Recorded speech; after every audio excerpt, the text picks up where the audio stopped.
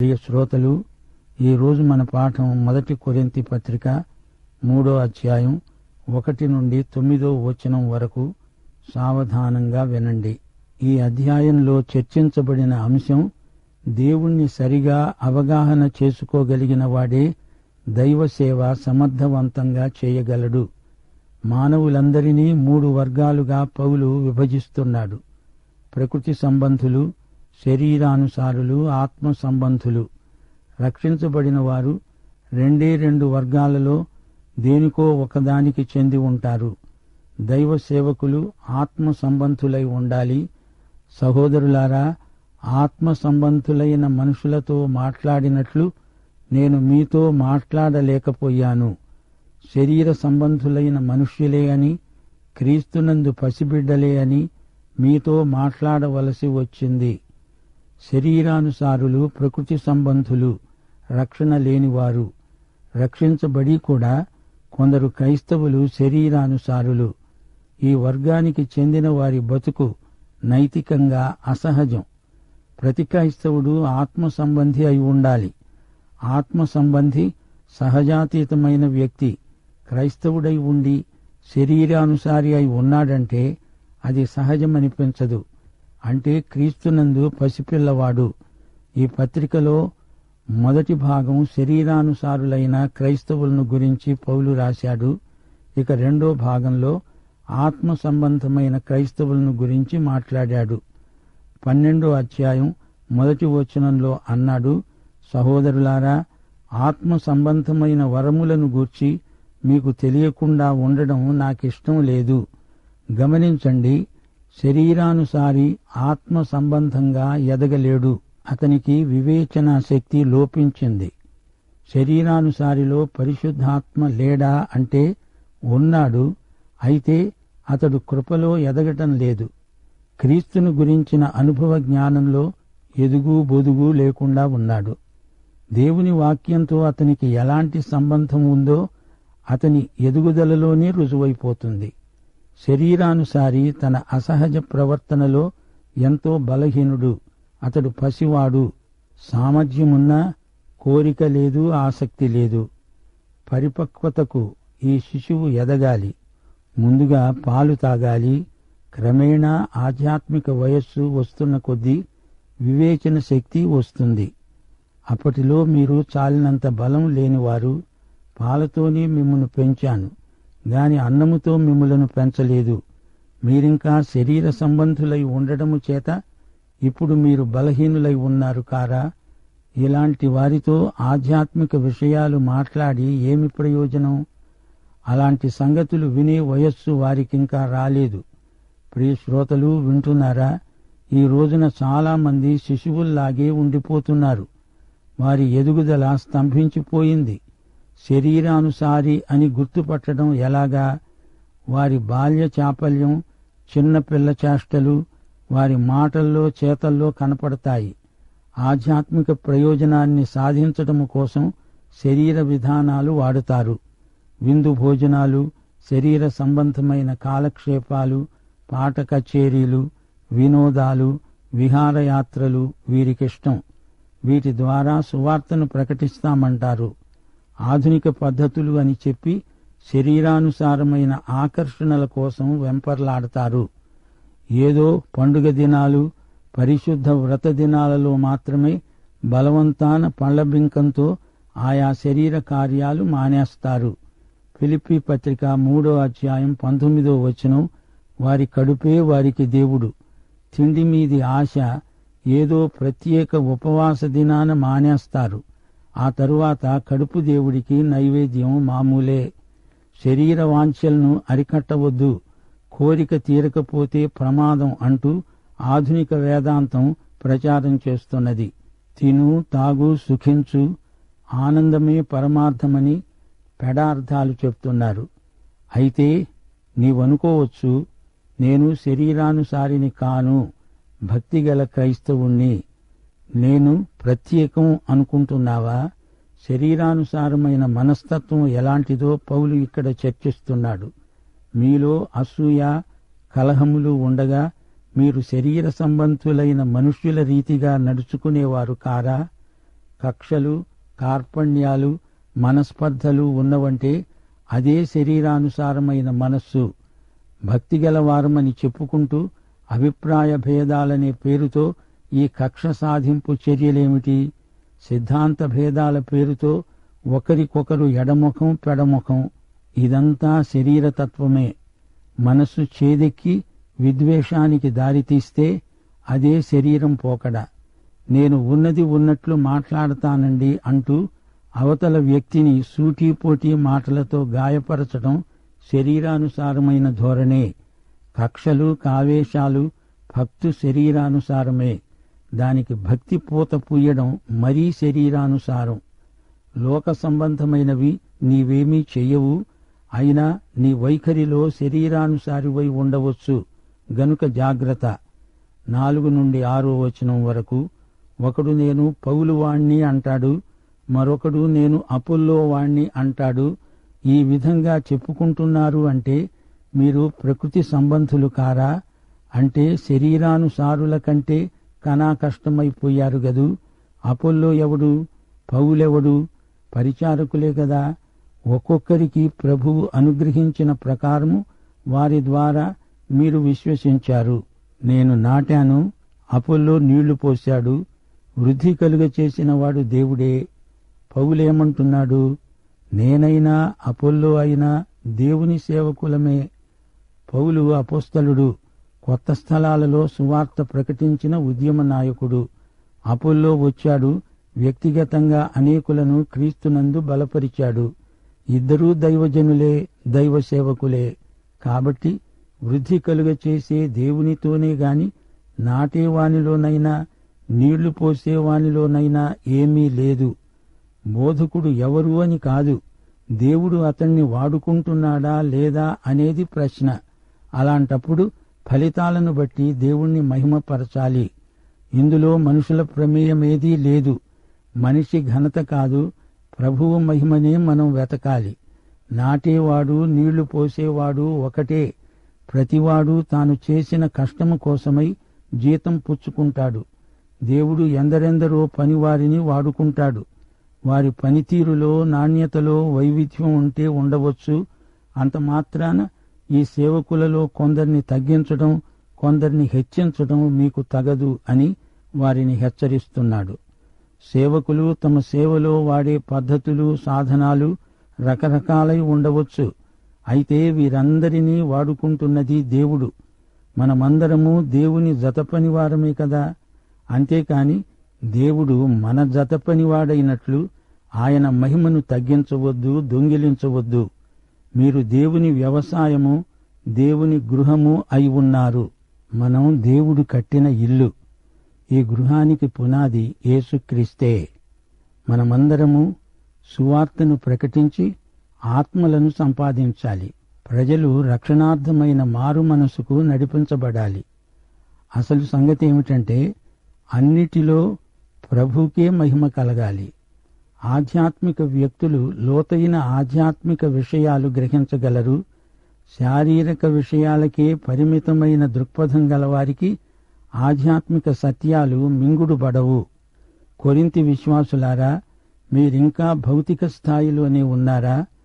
వీరి శరీర స్వభావం కింది స్థాయిలో ఉంది, పైకి ఎదగలేకపోతున్నారు. విశ్వాసుల మధ్య పరస్పర సంబంధాలలో పరిపక్వత రావాలి. పిల్లల్లాగా పార్టీలు కట్టడం, బాల్య చాపల్యం. సంఘంలోనే శరీరానుసారులు, ఆత్మ సంబంధులు ఉన్నారు. శరీరానుసారి ఎంత పనిచేసినా దేవుణ్ణి మెప్పించలేడు. శరీరానుసారమైన మనస్సు దేవునికి విరోధం. సంఘబిడ్డలందరిలో సమైక్యత, ప్రేమ నిండి ఉండాలి. ఇది దేవుని తోట. ఈ తోటలో ఎందరో పనిచేస్తారు. తోట యజమానికి పనివారందరూ విధేయులు. యజమానికి మనస్తాపం కలిగించే పని వారు ఎన్నడూ చెయ్యరు. విత్తనాలు నాటినా, నీళ్లు పోసినా యజమాని తోట అభివృద్ధికే గదా. పనిచేసేవారు స్వార్థంతో ఏమీ చెయ్యరు, యజమానికి నష్టం కలిగించరు. పనిచేసేవారిలో హెచ్చుతగ్గులు లేవు. అందరూ ఒకటే. వారి యజమాని ఒక్కడే. ఆయన జతపనివారే ఈ సేవకులందరూ. దేవుడు మానవ సాధనాలను వాడుకుంటాడు. వీరు లోకంలో అందరికీ సత్య సువార్తను ప్రకటించాలి. ప్రేమ సువార్తను అందరికీ చెప్పాలి. అందరూ వినేటట్లు చూడాలి. విత్తనాలు వేసే పని మనది, ఫలితమిచ్చేవాడు మన యజమాని. ఆయనే ప్రభువైన యేసుక్రీస్తు. తాను సృష్టించిన ఈ మనిషిని దేవుడు పునఃసృష్టి చెయ్యగలడు. సంఘంలో నాయకులను అడ్డం పెట్టుకొని వారి పేరు వాడుకొని సంఘాన్ని చీల్చే ప్రయత్నం సంఘ క్షేమాభివృద్ధికి భంగకరం. అట్టి ధోరణులను అధికారపూర్వకంగా పౌలు గద్దించాడు. ప్రియ శ్రోతలు, ఈ పాఠంలో ఆధ్యాత్మిక పరిపక్వతను గురించి, ఆధ్యాత్మిక పంటను గురించి పౌలు మాట్లాడుతున్నాడు. 1 నుండి 4వ వచనం వరకు దేవుని వాక్యమనే పాలతో మన ఆధ్యాత్మిక శైశవం మొదలవుతుంది. 1 పేతురు 2వ అధ్యాయం 2వ వచనం ఆధ్యాత్మిక క్షీరమును గురించి మాట్లాడుతోంది. కొత్తగా జన్మించిన శిశువులను పోలిన వారై నిర్మలమైన వాక్యమనే పాల వలన రక్షణ విషయములో ఎదిగే నిమిత్తము ఆ పాలను అపేక్షించండి. అయితే పాలు తాగే స్థితి నుండి బలవర్ధకమైన ఆహారం తినే వయస్సుకు ఎదగాలి గదా.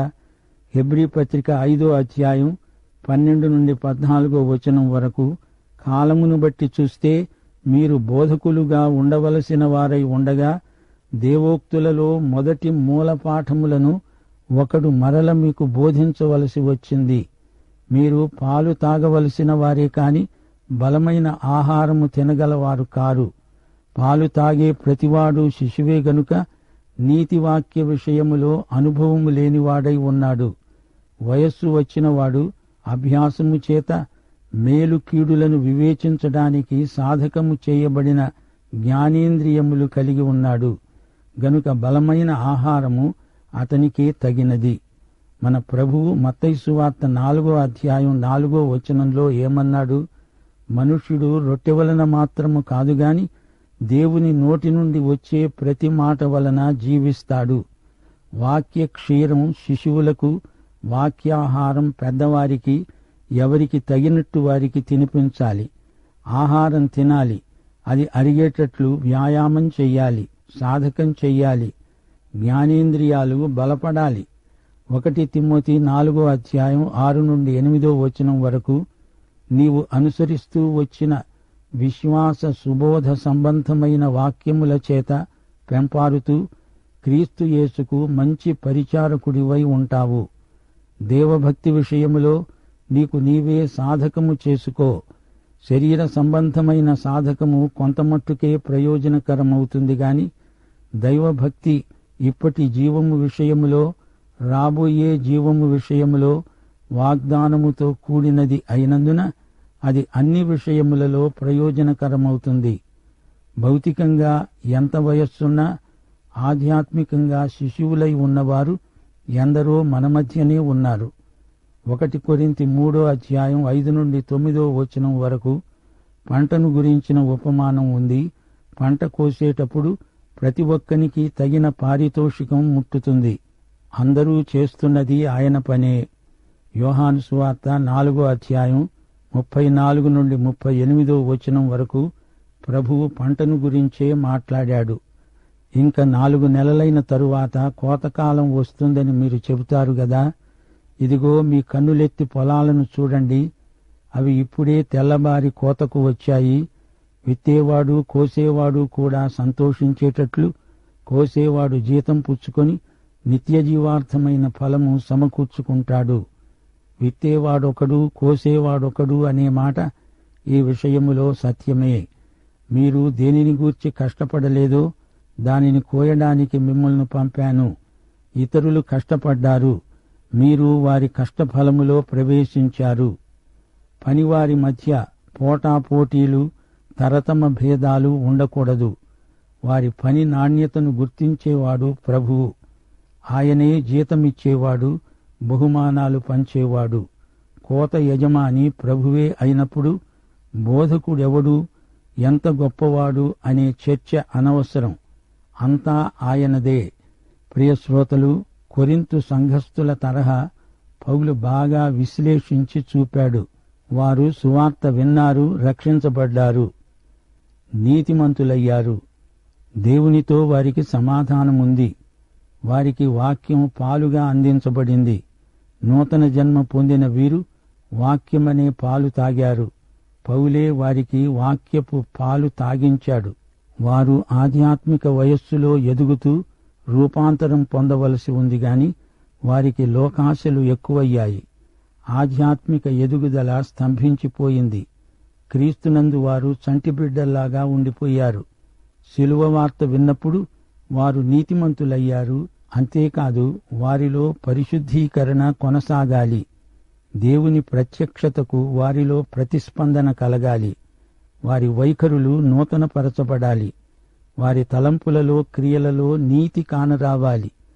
సిలువ వేయబడిన యేసే పౌలు ప్రకటించిన సందేశం. ఇది వారికి, వారి ఆత్మలకు బలవర్ధకమైన ఆహారం. వారి ఆధ్యాత్మిక శైశవాన్ని బట్టి ఈ ఆహారం వారికి సహించటం లేదు. వారిలో లౌకిక మనస్తత్వం గూడు కట్టుకొని ఉంది. అది పోవటం లేదు. ఆధ్యాత్మిక పరిపక్వత వారికి రావటం లేదు. వినయం, పరోపకారం, దేవునికి విధేయత వారికి ఇంకా అలవడలేదు. వారు శిశుప్రాయులు, స్వార్థప్రియులు. కక్షలు, కార్పణ్యాలు, కావేశాలు వారిలో తలెత్తాయి. నీతిమంతులే గాని వారిలో శుద్ధీకరణ ప్రవర్తిల్లడం లేదు. ఇదే వారి మధ్య జటిల సమస్య అయి కూర్చుంది.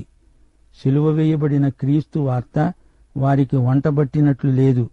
వారి అనైక్యతకు మూల కారణమిదే. వీరి లోపాన్ని సవరించడానికి పౌలు ఈ మాటలు రాస్తున్నాడు. సంఘంలో పరిచర్య ధర్మమును గురించిన వివాదం మొదలైంది. దైవ సేవకులు తమ ప్రభువుకు బాధ్యులు. సంఘస్థులు ప్రభువు తట్టు తమ దృష్టిని కేంద్రీకరించాల్సింది పోయి సేవకుల వైపు చూడడం మొదలుపెట్టారు. దైవ సేవకులు మనుషుల మెప్పునుగాక దేవుని గుర్తింపును, మెప్పును కోరాలి. సేవకుడు దేవునికి లెక్క అప్పగించాలి. అపొల్లో గాని, పౌలు గాని క్రీస్తు చేత పిలువబడిన వారు. వారు క్రీస్తును నమ్ముకోవడానికి వీరు కారకులు కారు. వీరు క్రీస్తు యొక్క సాధనములు మాత్రమే. ఫలము, ఫలితము కలుగచేసిన వాడు దేవుడే, ప్రభువే. విత్తనం మొలవడానికి, పెరగడానికి ప్రభువే కారకుడు. ఆత్మలు రక్షించబడుతున్నారు అంటే అది ప్రభువుకే మహిమ. పౌలు, అపొల్లో వీరిద్దరి మధ్య ఎట్టి మనస్పర్ధలు లేవు. ఒకరితో ఒకరు పోటీ పడడం లేదు. ఇద్దరూ సమానంగా దైవసేవకులే. దేవుడు ఇద్దరినీ వాడుకుంటున్నాడు. ఈ దైవజనులు సంఘమును పరిపక్వత దిశగా నడిపించడానికి ప్రయాసపడుతున్నారు. ఎఫెసీ పత్రిక 4వ అధ్యాయం 12-13 వచనాల్లో పౌలు ఇదే భావాన్ని వెలిబుచ్చాడు. మనమందరము విశ్వాసము విషయములో, దేవుని కుమారుని గూర్చిన జ్ఞానము విషయములో ఏకత్వము పొంది సంపూర్ణ పురుషులమయ్యే వరకు, అనగా క్రీస్తుకు కలిగిన సంపూర్ణతకు సంపూర్ణమైన సంపూర్ణత గల వారమయ్యే వరకు ఆయన ఈలాగు నియమించాడు. పరిశుద్ధులు సంపూర్ణులయ్యేటట్లు క్రీస్తు శరీరము క్షేమాభివృద్ధి చెందడానికి, పరిచర్య ధర్మము జరగడానికి ఆయన కొందరిని అపొస్తలులుగాను, కొందరిని ప్రవక్తలుగాను, కొందరిని సువార్తికులుగాను, కొందరిని కాపరులుగాను, ఉపదేశకులుగాను నియమించాడు. అది అసలు సంగతి. ప్రియ శ్రోత, నీవు రక్షించబడ్డావా? పాఠం ఇంతటితో సమాప్తం. మన ప్రియతమ రక్షకుడైన యేసుక్రీస్తు యొక్క దివ్య కృప, తండ్రి యొక్క పరమ ప్రేమ, పరిశుద్ధాత్మ యొక్క ఆదరణ మనకు నిత్యత్వము పర్యంతము తోడై ఉండునుగాక. ఆమేన్.